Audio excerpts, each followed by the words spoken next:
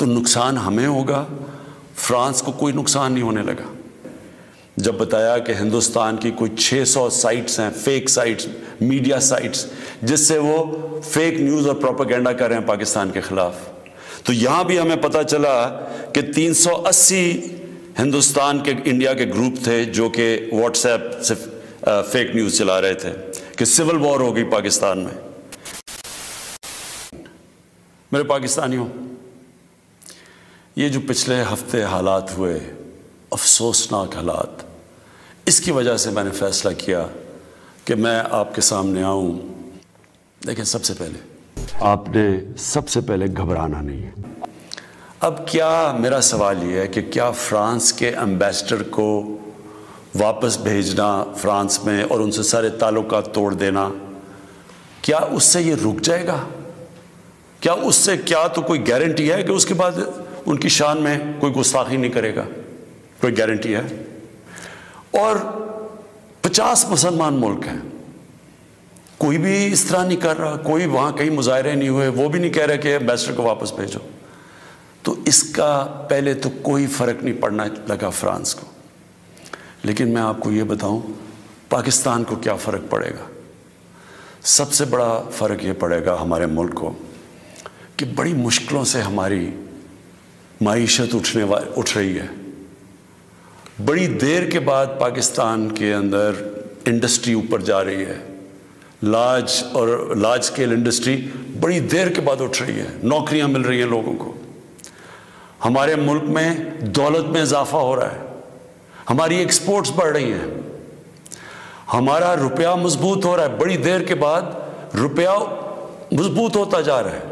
جب روپیہ اوپر جاتا ہے تو مثلا پیٹرول اور ڈیزل سستا کیا ہے، باہر کی جو چیزیں ہم منگواتے ہیں وہ سستی ہونی شروع ہو گئی ہیں۔ جب ہم فرانس کے ایمبیسڈر کو واپس بھیج کے تعلقات توڑیں گے ان سے، اس کا مطلب کہ یورپین یونین سے ہم تعلقات توڑیں گے۔ اس کا مطلب کیا؟ کہ جو ہماری آدھی ٹیکسٹائل کی ایکسپورٹس ہیں وہ یورپین یونین میں جاتی ہیں، تو اس کا مطلب آدھی ہماری ٹیکسٹائل ایکسپورٹس وہیں ختم ہو گئی۔ اس کا مطلب بے روزگاری، فیکٹریاں بند ہو جائیں گی، اور اس کے آگے کیونکہ آدھی ہماری مین ایکسپورٹ ٹیکسٹائل ہے، جب ٹیکسٹائل آدھی رہ جائے گی ایکسپورٹ، ہمارے روپے کے اوپر پریشر پڑے گا، روپیہ گرے گا، مہنگائی بڑھے گی، غربت بڑھے گی، تو نقصان ہمیں ہوگا، فرانس کو کوئی نقصان نہیں ہونے لگا۔ اب میں صرف آپ کو بتانا چاہتا ہوں کہ اس سے اب تک ہوا کیا ہے ہمارے ملک میں۔ ذرا دیکھ لیں کہ ہم نے اپنے آپ کو کتنا نقصان پہنچایا ہے۔ اب تک 40 پولیس کی گاڑیوں کو جلا دیا گیا ہے، لوگوں کی پرائیویٹ پراپرٹی کے اوپر کئی لاکھوں کروڑوں روپے کا نقصان ہوا ہے، 4 پولیس والے شہید ہوئے ہیں، 800 سے زیادہ پولیس والے زخمی ہوئے ہیں۔ پہلے دن جب شروع ہوا تو تقریباً 100 سڑکیں بلاک کر دی، اس سے جو عوام کو نقصان ہوا، اس سے کئی جو آکسیجن کے سلنڈرز نہیں جا رہے تھے، بیچارے جو کرونا کے مریض ہیں، ان میں اموات ہوئی، اور پھر باہر سے کود پڑے لوگ، ہمارے پاکستان کے دشمن۔ ابھی تک ہم نے جو 4 لاکھ ٹویٹس کو اینالائز کیا، ان میں سے 70% فیک اکاؤنٹ سے تھی۔ مثلا پروپیگنڈا، جس طرح یورپین یونین کی ڈس انفارمیشن لیب نے جب بتایا کہ ہندوستان کی کوئی 600 سائٹس ہیں، فیک سائٹس، میڈیا سائٹس، جس سے وہ فیک نیوز اور پروپیگنڈا کر رہے ہیں پاکستان کے خلاف، تو یہاں بھی ہمیں پتہ چلا کہ 380 ہندوستان کے انڈیا کے گروپ تھے جو کہ واٹس ایپ سے فیک نیوز چلا رہے تھے کہ سول وار ہو گئی پاکستان میں۔ ہماری پولیٹیکل پارٹیز، مجھے افسوس سے کہنا پڑتا ہے کہ وہی JUI جو فضل الرحمان کی پارٹی، وہ بھی بیچ میں شامل ہو گئی کہ کسی طرح گورنمنٹ کو ڈی سٹیبلائز کریں، ملک کو نقصان پہنچائیں، ساتھ وہ نون لیگ۔ میں نے سارے مسلمان ہیڈز آف سٹیٹس کو خط لکھا اور میں نے ان کو کہا کہ ہمیں جوائنٹ ایکشن لینا چاہیے اس کے اوپر۔ اور اب میں آپ کو سمجھانا چاہتا ہوں میری اسٹریٹجی کیا ہے۔ اسٹریٹجی یہ ہے کہ ہم سارے مسلمان ملک کے جو ہیڈز ہیں، ہم مل کے مغرب کے فورمز میں، یورپین یونین میں، یونائٹڈ نیشنز میں، ہم ان کو یہ بتائیں کہ کیوں ہمیں تکلیف ہوتی ہے جب یہ آزادی رائے، فریڈم آف سپیچ کے نام پہ یہ جب نبی صلی اللہ علیہ وسلم کی شان میں گستاخی کرتے ہیں، کیونکہ ان کو اس چیز کی سمجھ نہیں ہے۔ مغرب کے اندر ان کے جو پیغمبر ہیں ان کو اس طرح نہیں، ان کا پیار اور عشق جس طرح ہمارا ہے، ہمارے نبی سے ہے، ان کو اس طرح کا نہ، ان کی اس طرح کی عزت کرتے ہیں، اور وہاں بلکہ وہ دین کو ان کے اتنے قریب نہیں ہے جس طرح ہم اپنے دین کے قریب رہتے ہیں۔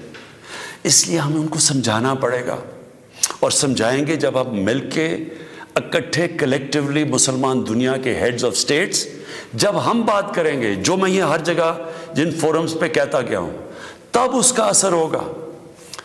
دنیا میں تھوڑے سے یہودی ہیں، لیکن وہ سارے یہودیوں نے اکٹھے ہو کے دنیا کو، مغربی دنیا کو بتایا ہے کہ جو ہولوکاسٹ تھا، جدھر یہودیوں کی قتل عام ہوئی تھی، انہوں نے کہا کہ اس کے خلاف کوئی منفی بات نہ کی جائے کہیں بھی، کسی میڈیا پہ۔ آج کہیں بھی، آج مغربی میڈیا جس میں ہولوکاسٹ کے خلاف کوئی بات نہیں کر سکتا۔ 4 یورپین ملک ایسے ہیں جدھر جیل میں ڈال دیتے ہیں اگر آپ ہولوکاسٹ کے خلاف کوئی منفی بات کریں۔ تو کیا ہم یہ نہیں ان کو باور کروا سکتے کہ ہمیں کتنی تکلیف پہنچتی ہے؟ اور یہ صرف، اور یہ ہم تب کریں گے جب ہم کلیکٹیولی مل کے کریں۔ اور میں آپ کو یقین دلاتا ہوں، کیونکہ میں مغرب کو سمجھتا ہوں، ان کو سمجھ ہی نہیں ہے اس چیز کی۔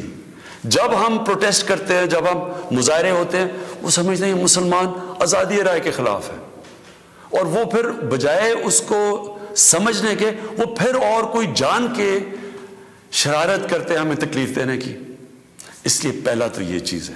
اور دوسرا میں جو کہنا چاہتا ہوں وہ یہ، دوسرا طریقہ کیا ہے کہ جب ایک 50 مسلمان ملک مل کے یہ کہیں گے کہ اگر کسی ملک میں سے اس طرح کیا گیا تو ہم سارے مل کے ان کا ٹریڈ بوائیکاٹ کریں گے، ان کی ہم چیزیں نہیں خریدیں گے، اس کا اثر ہوگا۔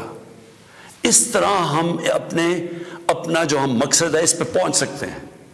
میں نے آپ کو 2 مقصد بتائے، ایک یہ TLP کا مقصد ہے، ہم ساری زندگی بھی لگے رہیں، ہم اپنے ملک کو نقصان پہنچاتے رہیں گے، کبھی کوئی فرق نہیں پڑنے لگا ان کو۔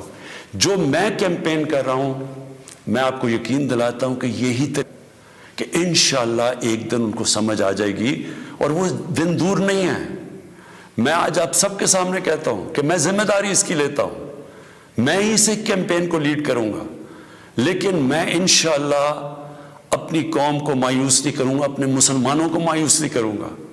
ہم انشاءاللہ ان کو یہ ایک دن سمجھا دیں گے کہ جس طرح اگر وہ یہودیوں کے لیے سینسٹیو ہیں، ان کو تکلیف نہیں دینا چاہتے، تو ہم تو سوار مسلمان ہیں، ہمارے بھی دل ہیں، ہمیں بھی تکلیف ہوتی ہے، اور جیسے ان کو اس چیز کی سمجھ آ گئی، یہ ہم اپنا مقصد پہ پہنچ جائیں گے۔ آخر میں اپنے علماء ان کو خاص طور پہ کہنا چاہتا ہوں کہ آپ کو اس میں ہمارے ساتھ مل کے، میرے ساتھ مل کے میری تائید کرنی چاہیے، ہماری مدد کرنی چاہیے، کیونکہ یہ جو چیزیں، یہ جو ہو رہے ہیں، ہمارے ملک کو نقصان پہنچ رہا ہے، اس سے تکلیف پہنچتی ہے۔ ہماری پولیس سے جو ہوا ہے، 800 پولیس انجر ہوئی ہے، ان کو کئی ہسپتالوں میں پڑے ہوئے ہیں، تو اس سے کس کو فائدہ ہوا ہے؟ کیوں ہندوستان کی یہ جو ویب سائٹس ہیں جو اس کے اندر کود پڑی ہیں، یہ دشمنوں کو فائدہ ہوا ہے؟ قوم کو کیا فائدہ ہوا اس سے؟ قوم کو تو صرف نقصان ہوا ہے، اور جو مقصد ہے ہمارا، اس سے تو اس پہ نہیں پہنچ رہے ہم۔ کوئی فرق نہیں پڑے گا کسی مغربی ممالک کو، جو مرضی ہم اپنا ملک کا نقصان کریں، جرم کہیں اور ہو، ہم اپنے اوپر خودکش حملہ کر دیں، یہ کون سی عقل اور سمجھ ہے؟ تو میں آپ سب کو کہوں گا، اپنی قوم کو کہوں گا کہ یہ ٹائم ہے اکٹھے ہونے کا۔ ہمارا ملک بڑی مشکلوں سے ایک اس طرف نکل رہا ہے کہ ہم اب اوپر آنے والے ہیں، ہماری معیشت اٹھ رہی ہے، لوگوں کو روزگار مل رہا ہے، ہمارا روپیہ مضبوط ہو رہا ہے، हमारा मुल्क का डायरेक्शन ठीक है, तो ये टाइम अपने मुल्क को नुकसान पहुंचाने के लिए नहीं है। ये सिर्फ हमारे मुल्क के दुश्मन हमें नुकसान पहुंचाएंगे। हम सबको अब इकट्ठे होके अल्लाह का शुक्र अदा करना चाहिए कि हम ये 2 साल बड़े मुश्किल वक्त से गुजरे हैं।